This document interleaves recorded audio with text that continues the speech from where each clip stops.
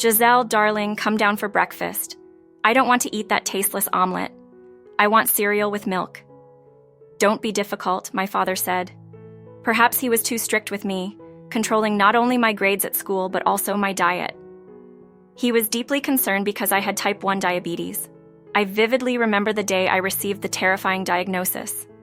My father feared that diabetes, inherited from my mother, would affect me, and unfortunately, his fears came true. My mother, Louisa, and my father's life partner died from complications related to diabetes when I was 4 years old. Soon after, the diagnosis caught up with me. I was constantly thirsty, inactive, weak, and losing weight rapidly. Initially, my father thought it was related to severe stress, especially since it all started right after my mother's funeral. The doctors also attributed it to stress, failing to provide the correct diagnosis. While my father sought help to help me cope with the loss of my mother, my condition worsened until one day I collapsed and fell into a coma. My blood glucose level was critical, reaching 30 while the normal level is 5. My father couldn't sleep at night, blaming himself for being a bad father. How could I have missed it? Why didn't I take her to other doctors? How could I not have guessed? It was so obvious. He thought diabetes was a disease of overweight adults and was consumed with guilt. He couldn't bear the thought of losing me, his beloved daughter, everything he had left. I was saved, but the diagnosis was grim. Now we had to live by new rules. Stick to a diet, measure blood sugar levels, keep a food diary, count carbohydrate units, inject insulin, and so on. So my father's rigidity was understandable. He feared facing the loss of yet another loved one. He decided that he would do anything for me, as long as I was happy and my life was as bright, beautiful, and long as possible. Dad, what superpower would you like to have? I asked, sitting at the kitchen table and enjoying my omelet. I don't know. Do you? I'd like to stop time. Just imagine, I'd pause time, run to the store, and eat all the sweets there, and you wouldn't even know. I stuck out my tongue, joking. My father laughed. Then I'd like to have the superpower of a healer. I'd heal everyone, including you, and then you wouldn't have to pause time to eat sweets. I lowered my head, and he realized he'd said too much. Dad, why is life so unfair? I also want to eat cereal with milk for breakfast like those kids in the commercials and not have to take an extra dose of insulin with it. After a long pause, I added, and I want to have a mother, or at least a stepmother, but a kind stepmother. I would love her, and we would be real friends, and she would help me and give me advice. My father then interrupted me. Soul, get ready, or we'll be late for school. It was hard for him to hear that I needed a mother so much. It had been 7 years and he still couldn't let go of the past with Louisa. He couldn't imagine kissing someone else, and even though my mother was no longer around, he still felt like a traitor whenever he met someone new. After taking me to school, he went to work. Today was an important day. The boss was going to announce who would become the company's chief engineer. My father worked hard to get this position, because with the new salary, he could buy me an insulin pump and provide for all my needs. He always thought of me and spent all his money on me. He wore his old suit and worn-out shoes. Maybe that's why women stopped paying attention to him. Meanwhile, I was sitting in class thinking about how to introduce my father to some woman so that he would be happier and I would have a mother, or rather a stepmother. I shared my idea with my classmates. But I can't just meet some woman and suggest she go out with my father. That's weird. No one would accept that, Paula replied. We need to choose a mother from the people we already know. Do you have anyone in mind? Asked Huma, the redhead. I thought for a moment and then said sadly, my father doesn't talk to anyone, and I don't know any women his age. Maybe we could introduce him to our teacher, Huma suggested. They all laughed. Hey, I'm looking for a mother, not a grandmother, I said, laughing. When classes finished, I decided to walk home instead of taking the bus. I checked my blood sugar and everything was normal. A walk wouldn't hurt. Passing the church, I noticed a teenage girl handing out leaflets. I wonder what she's got, I thought, approaching to take a leaflet. Hello, what have you got there? I asked. We're inviting children and teenagers to our free seminar on how to find the right path in life, the girl replied. What does that mean? I asked, curious. In life, there are many obstacles and difficulties. Sometimes it seems that God doesn't love us, but that's not true. He sends us signs that people don't see or accept. We're going to teach you to see the divine signs, accept them, and follow God. Come tomorrow after school. We'll meet in that small building behind the church. I'll come, I replied happily, picking up the pamphlet. I looked at the picture on the flyer again as I walked home. The young woman called out to me again. Wait. She ran up to me and said, "Don't tell anyone you're coming, neither your mother nor your father. Adults don't listen to God, they can lead you astray. After all, I didn't meet you today by chance. That's also a sign. Of course, I won't tell anyone." I smiled at my new friend and ran home, happy. Today was a beautiful sunny day, and I was in the same mood. When I got home, I decided to have a snack. I took out my food diary, calculated the units of bread, injected the necessary dose of insulin, and went home. The required dose of insulin and started eating. All these actions were automatic for me. After the snack, I ran to my room and took out my personal diary from under my bed. I opened it, wrote today's date at the top, stuck the flyer the girl had given me, and started writing down my thoughts. Today is a wonderful day. I was sad for a long time, but today I had the idea of finding a wife for Dad and a mother for myself. As I was walking home, God gave me a sign. I met a girl who gave me a flyer and invited me to a meeting. I looked at the flyer again, where there was a picture of a man, clearly not like the one I had seen in the church icons. Tomorrow I'll go to them after school. What if I meet a nice woman there? I'm sure God will give me a sign and everything will be fine, and Dad will be kinder and less strict with me. I finished writing the last sentence, quickly closed the diary, and hid it under the bed in the farthest corner. The next day, I went to the building after school, which looked more like an ordinary house. I didn't tell anyone about it, not even my best friends.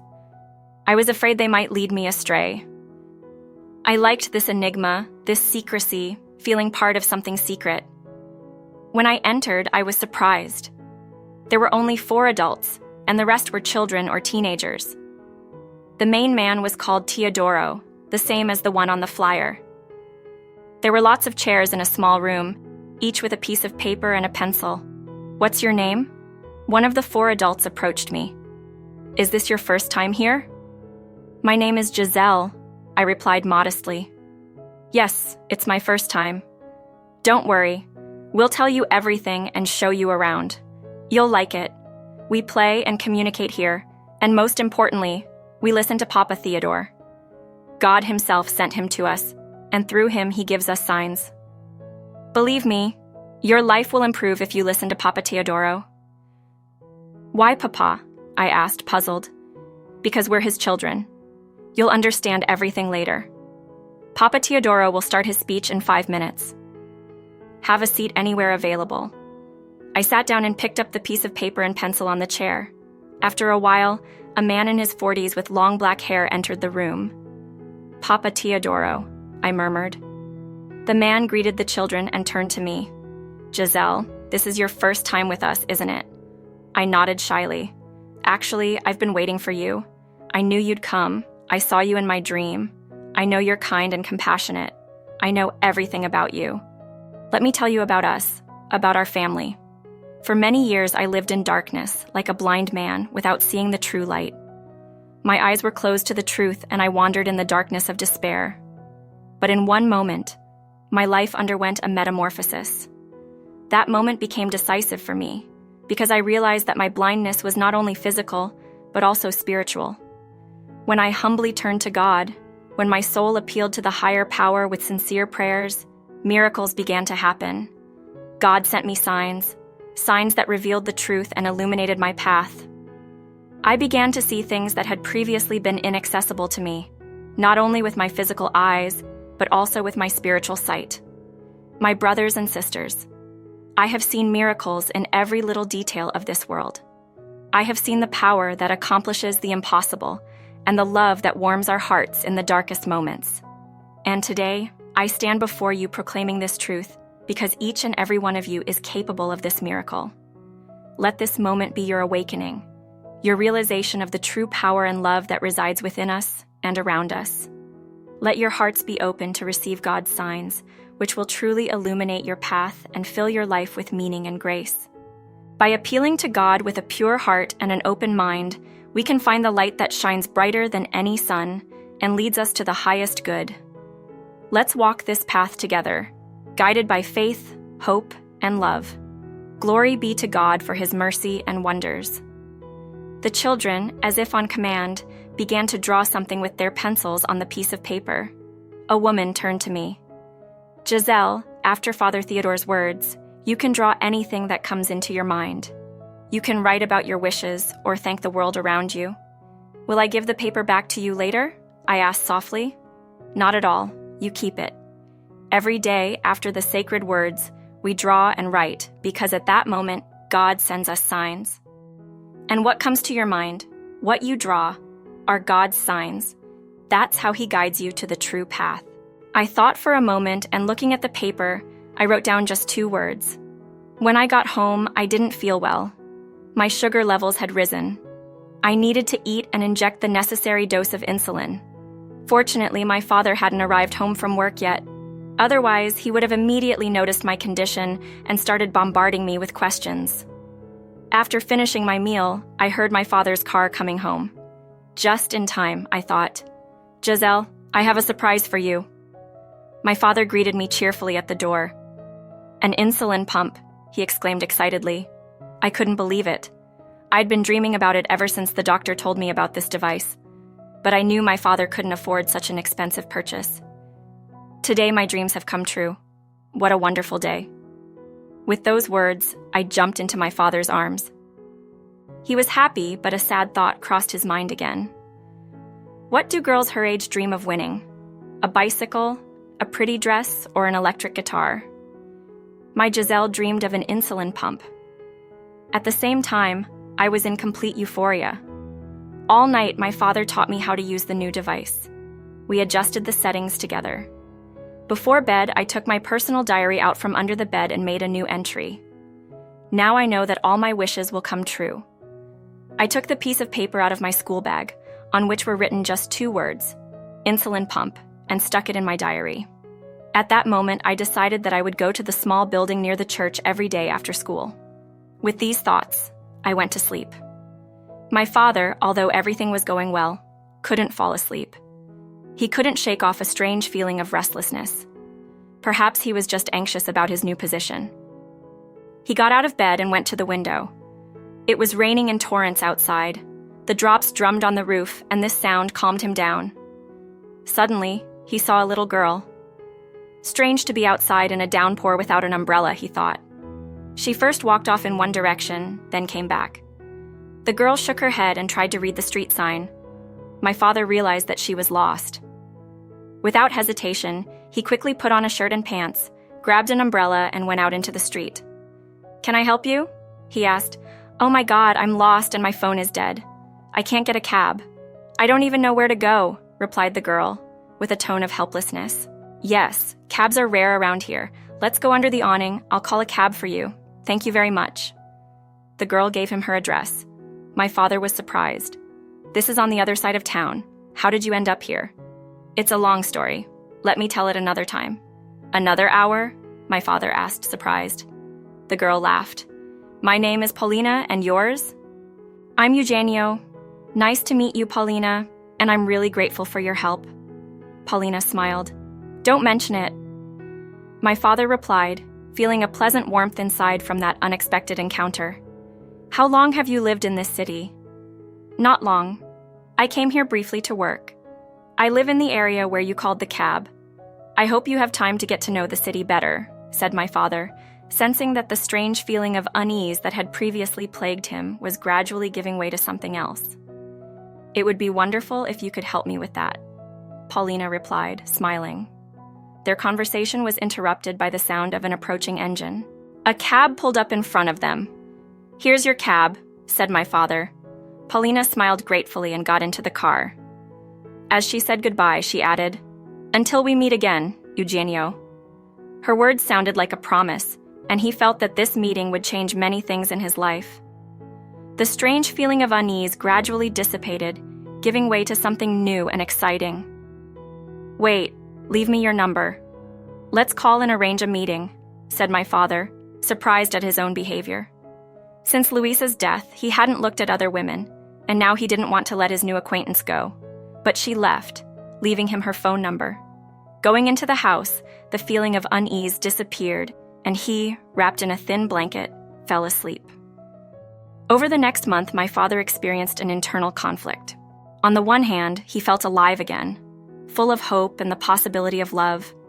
On the other hand, he still couldn't completely leave the past behind. The memory of my mother was like a shadow, preventing him from opening up to new feelings. I, on the other hand, experienced no internal conflicts. Every day after school, I went to the secret club. That's how I described the community I had recently joined in my personal diary. And I witnessed the gradual transformation of the meetings and of Father Teodoro's teachings. In the initial meetings, participants focused on conversations about spirituality, inner development, and finding the meaning of life. However, over time, the theme of the meetings began to change and the discussions moved on to something much more mysterious and mystical. The participants began to discuss the existence of higher powers or cosmic energy, which according to Teodoro's claims could heal and transform the lives of his followers. He claimed that this new world order represents a revolution in the common understanding of reality, and that our unity is the only way to achieve a higher state of consciousness and spiritual enlightenment. For me, who was suffering from a serious illness, these ideas sounded like music. Believing in Teodoro's words, I soon became convinced that this organization had answers to all my questions and could offer me a cure. Every word spoken at the meeting seemed like a divine message to me.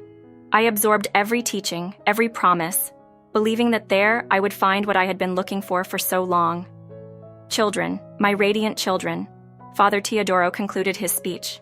A new era is coming, without illness, without pain, without suffering. But the evil that exists in this world stands in the way of this important revolution. Only you can change this world. You are special. Within you is the power needed for this world. I am only a seer. I am just a conductor. I have seen a bright future where you all become luminous beings, free from suffering and illness. Believe in yourselves, my dears, and follow me into the bright future that we will create together. After these words, the children, knowing all the rules, took a sheet of paper and a pencil. I began to draw. I drew Father Teodoro with wings, like an angel, hovering over everyone in the group. But I didn't draw the children's faces. Instead of mouths, noses, and eyes, I wrote the names of illnesses or diseases I knew. Instead of a face, someone had alopecia, another had a diseased heart, and the girl in the middle had diabetes written instead of a face. So I portrayed myself. When all the little figures had been drawn, I crossed out the diagnosis as if to indicate that, in the future, they would all be cured. They would be cured of sad thoughts, strabismus, and some unknown diseases I had heard about somewhere. There were no sick children in our group apart from me, but they were all vulnerable in their own way. I was about to fold the paper and put it in my school bag when I remembered my father. I quickly drew a man in the blank space and, instead of a face, wrote, "Ghosts of the Past." I crossed out the inscription again and thought, "Let Dad stop suffering from Mom's memories." Magic or coincidence, but at that moment, sitting by his office window, my father finally made up his mind. He took his phone out of his pocket and dialed the number Paulina had left. His heart beat faster as he typed in the numbers. Finally, after much hesitation, he pressed the call button. The ringing seemed to go on forever, and it seemed that no one would answer. But then finally, I heard a familiar voice. "Hello, Paulina? It's Eugenio," said my father, trying to keep his voice calm. "Eugenio, good to hear from you," came the cheerful reply. "I didn't think you'd call. It's been a month since we met. Yes, He hesitated. "It doesn't matter," said Paulina, and my father felt a sense of relief and comfort. "I'd like to suggest meeting up this week, perhaps in a cafe downtown. That sounds great." "I agree." "How about Friday night?" Paulina suggested. "Great," agreed my father, feeling a hope for something new and beautiful awaken in his heart. "I'm looking forward to it." He felt as if magic was enveloping that moment. He smiled, thanking fate for bringing Paulina into his life, but he couldn't imagine where this unexpected meeting would take them. When he got home, he prepared dinner and called me to the table. "Giselle, I'm not hungry. I'll stay in my room." My father noticed that I had become quieter and less communicative lately. Before, we always had breakfast and dinner together, chatting about nonsense and discussing plans for the weekend. Now, I preferred to have dinner in silence and then retire to my room. Maybe it's the teenage years, but she's only 11, he thought. "No, Giselle, you have to eat. I'm waiting for you." Reluctantly, I came down from the second floor of our small but cozy house. "Are you all right? Tell me, I can help." "Everything's fine, Dad," I replied angrily. "Yesterday, your teacher called me. She said you'd stop talking to your friends. What's their name again?" He paused, unable to remember the second girl's name. "Did you have a fight?" "No," I answered dryly. "Besides, your grades have gotten worse. You're constantly distracted in class, and sometimes instead of doing your homework, you just draw." My father's voice became harsh and stern.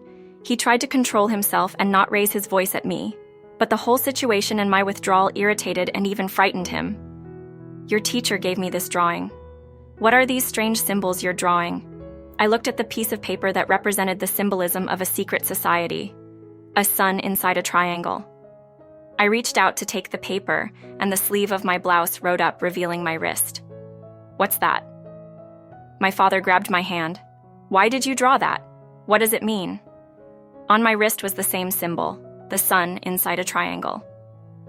"It's henna. It'll come off in the wash," he said, pulling my hand back and starting to eat. "Dad, stop pestering me. It's just a trend now, so I drew it.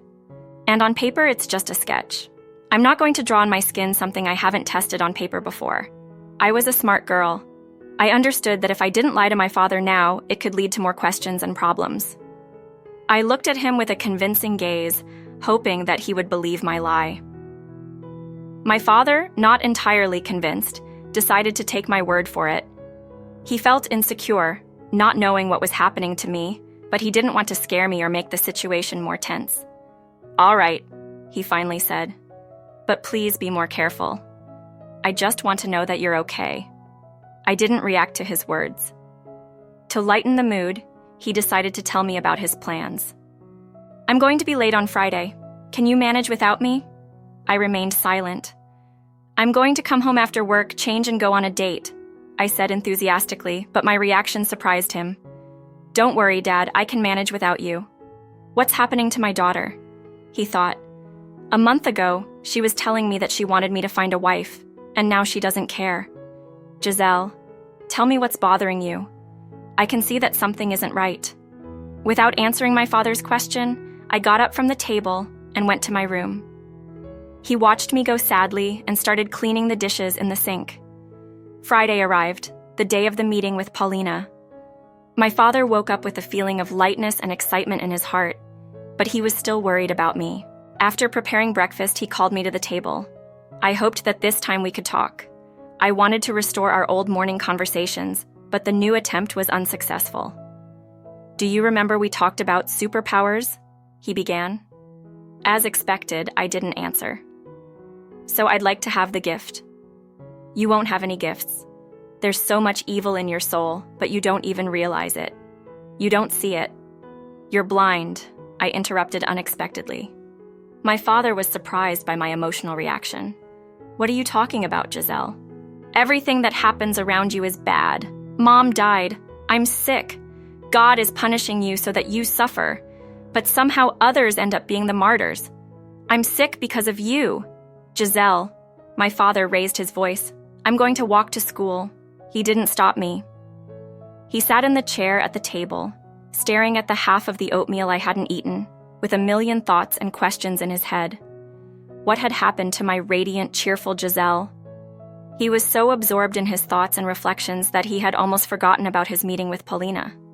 Returning home after work, he tried to talk to me again. He came into my room, but I jumped up from the desk and ran into the bathroom, the only room with a locked door. He didn't follow me. He looked around. The once bright and tidy space had turned into a realm of chaos and disorder. Things were scattered everywhere. Books, hair elastics, and school supplies. Next to the bed, there was a desk with notebooks. My father thought it was just an ordinary school notebook, so he opened one without hesitation. But inside there were no math examples. In the top corner of each page was the symbol he recognized, a triangle with a sun in the middle. There were no notes in the notebook, only drawings. I was a talented artist. I inherited the gift from my mother. But before, I used to portray bright and happy moments. Now he saw strange and even frightening images on the pages of the notebook. He closed the notebook and his gaze fell on a folded A4 sheet. He unfolded it, and an unpleasant shiver ran through his body. A man with long hair, drawn in pencil, was staring at him from the paper. In the corner was the same triangle with a sun, the symbol he saw on the pages of the notebook. This was more than a random coincidence. Just as my father was about to pick up the phone to call Paulina and cancel the meeting, he heard footsteps approaching the room. He looked up and saw me standing in front of him with a questioning look on my face. "Dad, are you going through my things?" I asked with a touch of uncertainty and anger in my voice. "I demand an explanation," he said with all his inherent severity. "Well, Dad," my voice softened, "he's a famous singer. We've even heard some of his songs on the radio." I said the first thing that came into my mind, knowing that my father wouldn't bother to check the veracity of my words. "And what about the triangle with the sun everywhere?" There was anger in my father's voice, which used to frighten me, but now I knew that under no circumstances should he find out the truth. "Oh, that's the emblem from his new album," my father pondered. Could his paranoid thoughts have nothing to do with reality? Maybe I was just going through a transitional phase. "Dad, please don't worry. Didn't you have an appointment today?" "Yes, but I'm thinking of canceling it." "Don't. I'll be happy if I have a stepmother." I went over and hugged him. Finally, he thought. These hugs reassured him, making him think that everything was all right, that I was just growing up and that he needed to accept that. He kissed me on the forehead and started getting ready for his meeting with Paulina. Entering the restaurant, my father noticed Paulina sitting at a table near the window. Her smile made his heart skip a beat. They exchanged glances, and at that moment, he felt that the evening would be unforgettable. Oh, how right he was. Paulina talked about her work. She was a journalist, conducting independent investigations, so she was on the other side of town that night. Of course, she couldn't reveal all the information until the investigation was complete. Then they talked about travel, movies, and music. "I have a record player at home. It's not mine. It belongs to the owner of the apartment I rented, but she showed me how to use it and left me some vinyl records," said Paulina. "Really? I've always wanted one, but the money goes to more important purchases. I remember growing up listening to music with my parents every night. And then I would put on records for my wife. It became a family ritual for me. In those moments, I always felt love and warmth," said my father, for the first time not feeling the pain of loss as he spoke those words. "But when my wife needed medicine, I had to sell the record player. I didn't earn much back then, so I sold everything I had just to get the money. Oh, I'd love to hear something from the 80s now." "So let's go to my place," said Paulina enthusiastically, and my father couldn't refuse. While they were in the cab, my father couldn't take his eyes off Paulina.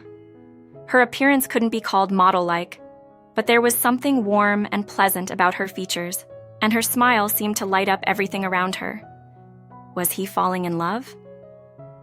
They went up to the third floor of a small apartment building where Paulina rented an apartment. It was small, but cozy. At the entrance, they were greeted by a narrow corridor with a small chest of drawers and a mirror.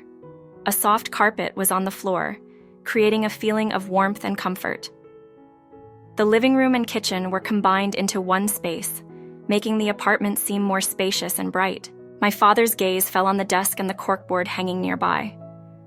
While Paulina searched for the right record, he decided to examine the interesting things that were attached to the board. As he approached, his heart raced wildly. He felt as if he had entered a terrifying, tangled dream from which he could not escape. He leaned on the edge of the table to stop himself from falling. "Paulina," he called. She, realizing that he was examining materials related to his work, stopped looking for records and explained, I'm investigating a cult. Don't pay any attention to that. A cult? She barely managed to say. Yes, they recruit children and teenagers into the group and then… Have you heard about the recent terrorist attack allegedly committed by a 12-year-old boy? Paulina moved closer. She didn't see the fear and confusion in his eyes as she examined the drawings pinned to the corkboard. There was the emblem of the sun in the triangle, and also a pamphlet with the image of a man, the same one he had seen in Giselle's drawings. Eugenio frantically took his phone out of his pocket and started dialing my number. The phone rang, but no one answered. Then he heard a robotic voice. The phone is out of coverage. I need to go home urgently, he said abruptly and ran for the door. What happened? You seem agitated. Paulina didn't understand and initially tried to stop him. Wait, at least explain what happened.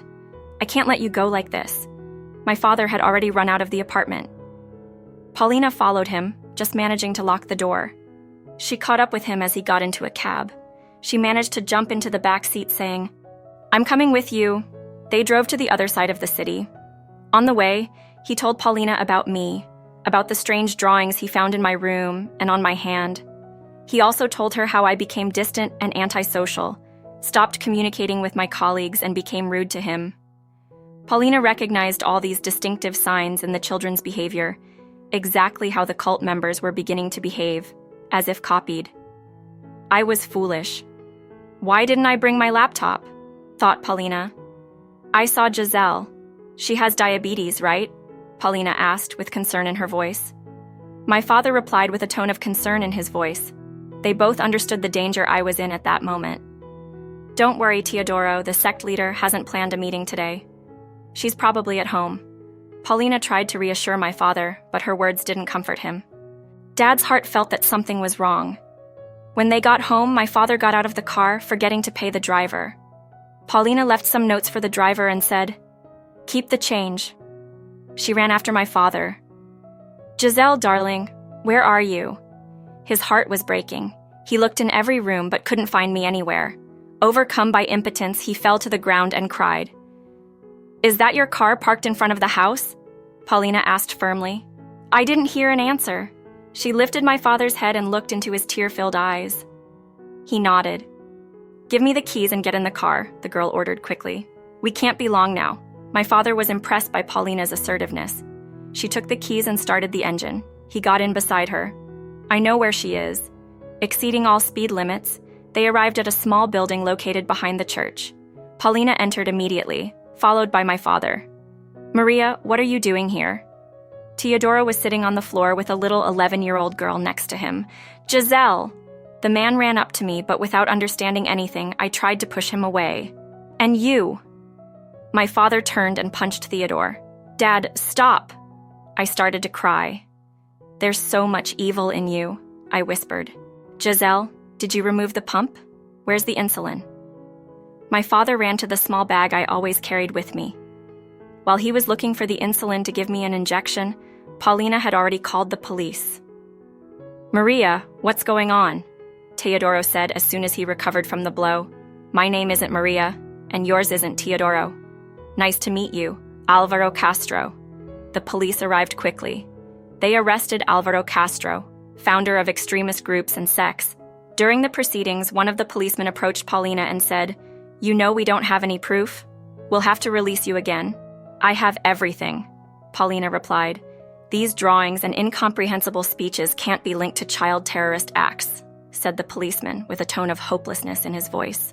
I'll take everything to the police station in an hour, said Paulina. But at that moment she had no proof either. I felt that Teodoro, or rather Alvaro, was discussing something very important with me. I'm going home and then to the police station. I'll be in touch if anything happens, said Paulina, kissing my father on the lips. She was surprised by her own behavior. She had always been more reserved. My father, holding my hand, smiled. Let's go home. Giselle needs to calm down and recover. Paulina went to her apartment. She needed her laptop. As soon as I joined the cult, she immediately installed hidden cameras and recording devices in the room where all the meetings took place. Every night she reviewed the recordings, but there was nothing compromising. Alvaro Castro's words were always elusive and ambiguous. She turned on her laptop, opened a special application, and started reviewing the recording. She moved on to the moment when I entered the building. "You made it, after all," said Alvaro. "Yes, Father Teodoro. As soon as I was sure my father had left, I came for you. But I was afraid I wouldn't make it. He came into my room, went through my things, and saw the drawings. He said he'd cancel his plans because of me. But I lied and he believed me. A lie for a good cause is a virtue. But what he did was unethical. You shouldn't invade other people's thoughts and belongings," said Alvaro. "And did you remove the insulin pump as I instructed?" "I'm sorry, but I couldn't. I came without it, but I brought insulin in my backpack. If you don't listen to me, you'll never be cured." I bowed my head sadly. Alvaro gestured for me to sit on the floor next to him. "My child, you understand that you are special," he began. "Only you can change this world. That's why you're here. He chose you." Alvaro pointed to the sky. "You, my dear Giselle, can bring light into the darkness, but to do so, you will have to pass a test. And only through this test will you be able to rid the world of evil. I know that my diabetes is evil, and by ridding the world of evil, I will be cured." "You're a very smart girl, smarter than many I've met. What do I need to do?" I asked, interested and brave. "I'm going to give you a heavy school bag. You must take it to the market square on Sunday morning. Under no circumstances should you open the bag. You must find the busiest place and stay in the center. I'll tell you the exact time, not a second more, not a second less. At the right time, you should be there." "And what should I do next?" I asked. "Then you must be brave and strong. Follow the call of your heart and trust whatever happens. You must fear nothing. The world around you will begin to change, and then you will understand everything. Show me your backpack. Is it too heavy?" I left it at home, but tomorrow night, just then, Paulina and my father burst into the building. Paulina paused the recording. She felt sick at the thought of what could have happened, and if Alvaro's plan for Sunday had come to fruition, she would blame herself. She grabbed her laptop and headed for the police station. No one would get hurt now. The police searched Alvaro's house and found a school bag containing explosives. The recording captured by the hidden cameras also contributed to the case. Alvaro would spend the rest of his days in prison. I couldn't believe what was happening for a long time. The whole world I believed in collapsed overnight. And until Father Teodoro was arrested, I thought it was all a big mistake, or maybe evil had led me astray again. My father had many conversations with me. He didn't shout or scold me, controlling his emotions. He told me about various sects, how they gained trust, and how dangerous they were. Over time, I realized how wrong I was, and I was scared to think that my father could lose me too. "Dad, remember how I said I was sick because of you?" "Unfortunately, I do," he replied sadly. These words pierced his heart like shards of ice. "Forgive me. You've done so much for me. You were always there for me. You were not only a father to me, but also a mother. I'm sorry for hiding things from you, for saying hurtful things, for not talking to you. Please forgive me." I started to cry and threw myself into my father's arms. "My Giselle, my princess, of course I forgive you, because I love you so much. Do you love Paulina too? I'll tell you a secret. Yes, I love her. And do you know why she didn't go back to her town after the investigation?" "Why?" I smiled, already guessing the answer I would hear. "It seems she loves me too. Is it okay if I suggest she move here?" "Hooray!" I shouted with joy and started dancing. My father laughed.